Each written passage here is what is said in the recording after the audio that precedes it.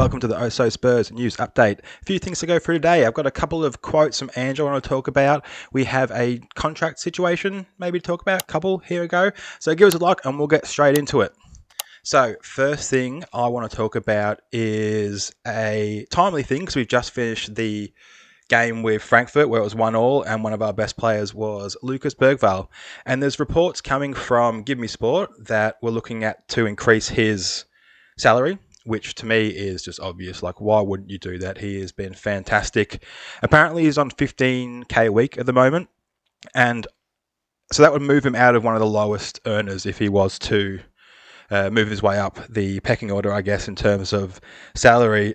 For me, it makes complete sense to do it, and I think he deserves it for the performances he's put in so far this season. I would put him up to the same wages as Archie Gray. Apparently he's on 70k, so I think that sort of works as a good sort of barometer for where Bergvall is.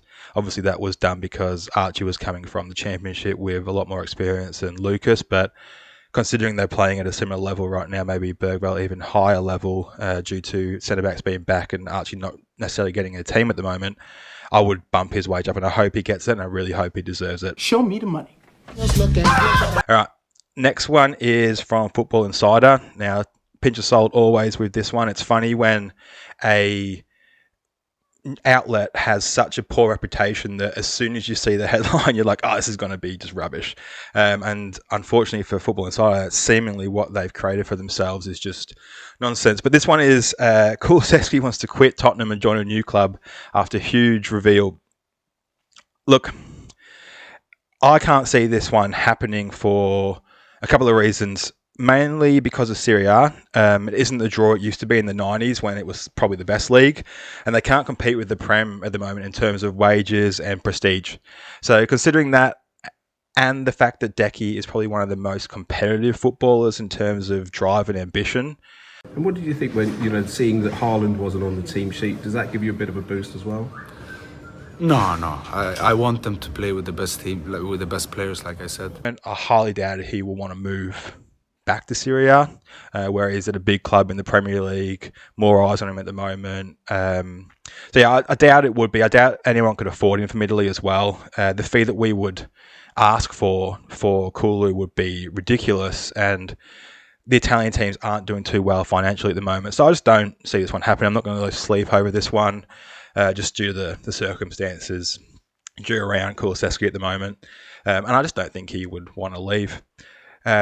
Let's move on then to some sort of rumours about Destiny Udogie. This one's from Romano, and he is to believe that City are trying to, or lining up Destiny as one of their incomings for the summer.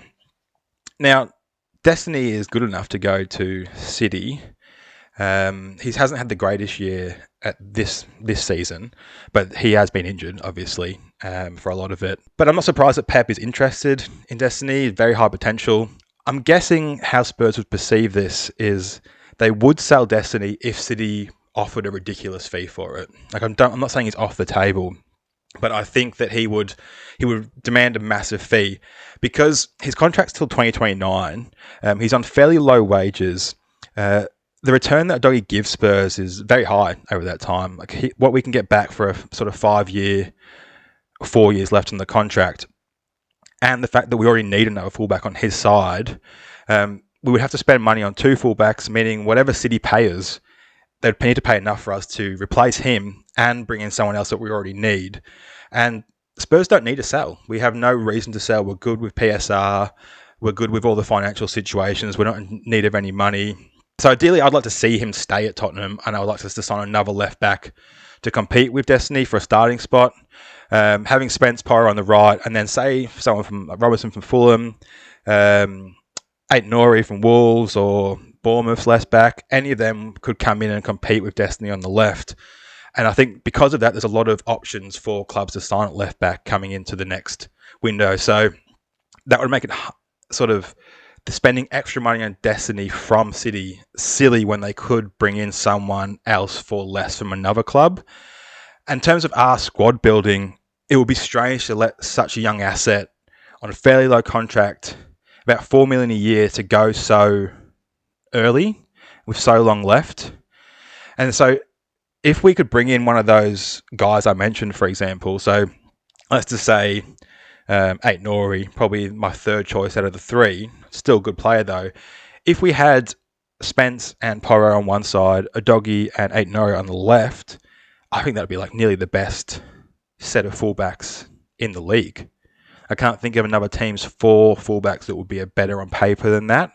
So yeah, selling Udogie would be silly because we have to replace him and bring someone else in. I think I would rather see Djed Spence play on the right with Porro as his rotation and Udogie, and then bring someone in on the left. I think that would be great. All right, so source on this one is Goal, and we're talking about Oliver Glasner. So they're saying Tottenham's Ange Postecoglou replacement. So Spurs make contact with Oliver Glasner over a potential deal to appoint Crystal Palace boss amid RB Leipzig interest. This one I think is coming from. Actually, let's caveat this. I'm still Angie, and I still think I wanted to see this through. I want to see how this project brings, and I think we should stick to something. You're a good man. Thank you. Just talking about if it does happen, for example. But if Leipzig are interested in bringing him in, I think this storyline comes from that fact, because they're like, oh, Leipzig are interested in bringing someone in. Who else might be interested in bringing this guy? Who else maybe needs a new manager? Tottenham aren't doing too well. Let's just put their name against it. But they may have contacted them over it. But I feel like we're not reaching out to managers at the moment. No facts on that. I just feel like the club isn't working behind the back to sabotage Ange. I just don't feel like that's happening. But still, let's just talk about him as a manager. I don't think there's anything really impressive about Palace as in stats and numbers wise, but they are fairly enjoyable to watch the last sort of 2 years since he's been there. I find them fairly enjoyable. They've got some good players. He's just over 50% as a win rate with Palace, which is, so just below 50%, so nearly there, which is really good for a perennially mid to low table team. A positive goal difference as well, which is decent for being in that position in the table. And they're especially good this season after losing was probably their best player in Elise. So I think he's doing well there. They do have a good squad though. I still think they have a good squad. So I think we would take Gay, Wharton, Eze, all those players would fit into the Spurs system, the Spurs squad. So with a strong core like that, he should be performing at the level he is with Palace. I don't think he's overperforming with Palace. But he may be able to bring one of those guys in. We've been linked to them all. We can't possibly bring in 3 players from the same club. That would be a disaster for them. They wouldn't. They could make a lot of money off it, but it just wouldn't make any. I just can't see that happening with 3 players from the one club. But if we were to bring in one of those guys, which one would you take? Let me know in the comments. Would you take Gay? Would you take Wharton? Or would you take Eze? I'd probably. I don't know. It'd be too hard to pick. Depending on what happened with Romero, would be the Gay situation. Wharton would fit perfectly, and Eze would fit perfectly too, I think. So, hard on that one. Let me know what you think. All right, let's have a chat about a source just from Tottenham directly, and just Djed. It's not really a headline I'm talking about. I'm just talking about his mentality and how he sort of believes in himself. Now, he said he's always believed in himself, and I always thought it was there. And then he sort of goes on to say that he is happy about the competition with Pedro and Destiny, and it pushes them. And it's really nice to see players come out and say this kind of stuff. Sometimes people forget about professional athletes and how competitive they actually are and how competition actually spurs them on. Some people that don't have that mindset will think, oh, someone else is here to take my job. But then Joe Biden caused a recession, so they took my job. Just get upset sort of thing, but I don't think it really happens in high level competitive sports because they just compete. It's their job to compete. And I'm sure that Djed would have been rocked by his loan spells with his confidence wise.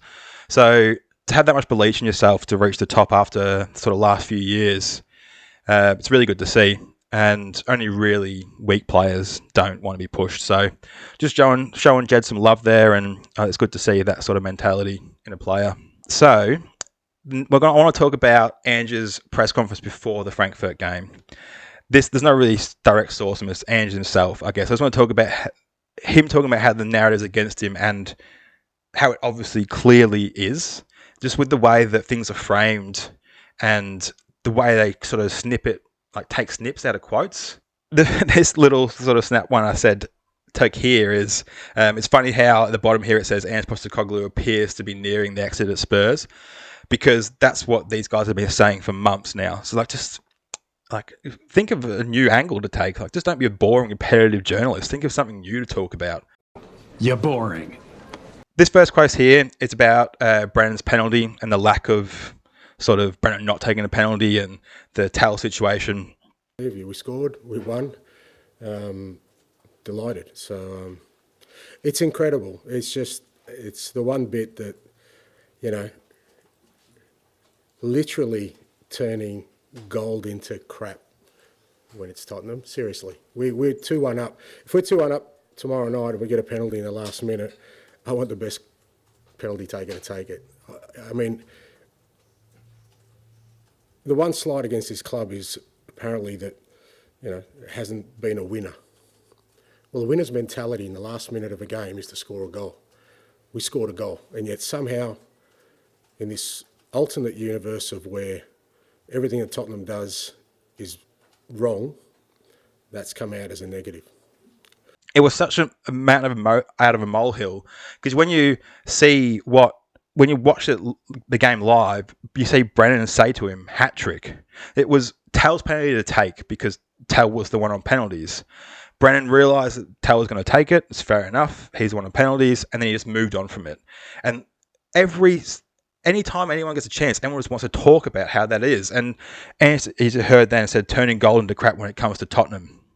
That's the quote that was taken out and put in the headline to imply that Tottenham are crap, it seems like, making things look negative. The irony is not lost on me that he's calling out the media for turning things negative, and then they do this quote. So he says you're trying to make things negative, and then they just misquote him to make things negative. It's kind of funny that they just don't even see what they're doing. He also says the one slight against this club is apparently they haven't been a winner, and you've heard what he said, and I think that's right too. He just wants to win. He doesn't really care how it comes about. He doesn't care if one person feels a little bit better because they scored more goals than another person. Ange's job is to try to get results, not to fill the end of career stats for one of these players by one extra goal or one less goal. It's about to try to win. So I completely agree with him there. It's just twisted, but this is the worst part about misquoting. I've seen the headline, I've accepted that the fans want me gone, even if I did win the Europa League. Now, let's play what he actually said. I just don't think you can win that argument of convincing people. I think I think John wrote, even if we win it, I'm gone anyway. So, So he clearly says that someone wrote an article saying that, not that he thinks that the fans want him gone. He went on to say that they want to prove something, but not to others, as they can't control others. So he's talking about they want to prove it to themselves, the people inside the club. And so I know why these so-called journalists will misquote to get clicks, but I'm not sure why Spurs fans do it. Honestly, it's pretty wild at the moment. Like, we used to get Chelsea fans and Arsenal fans just talking shit about us, for example, and most Spurs fans would defend the club. They would sort of say, nah, that's not it, or you suck, those kind of things. But now the people that say the worst things about the club are some Spurs supporters. It doesn't compute to me. You can tell people are getting disinterested in Spurs this year. And if you look at the views of Spurs content channels, they're a lot lower at the moment, just due to all the factors. And a lot of it will due to poor results. But I have a feeling a lot of it's due to people sick of hearing all these crazy negative, just people who are so-called Spurs fans just trying to just rip shreds through the club. You can even see it how people were talking about Ange before the game started against Frankfurt, that he was an idiot because Spence didn't play and Porro scored and Destiny was one of the better players. Why do Tottenham fans hate Tottenham so much? Am I off on this? Are people turning off from Tottenham due to how low the vibes are at the fan base at the moment? Is that something? Let me know if I'm off base with that one here as well. And I'll wrap it up on there for us. Just a quick little update here. If you want to hear more about the Frankfurt game, jump onto the live podcast reaction we did and rewatch that, and we have a good talking points about what happened in that game. Please like and subscribe to the channel. We really appreciate you all. And for next time, up the Spurs. Bye-bye.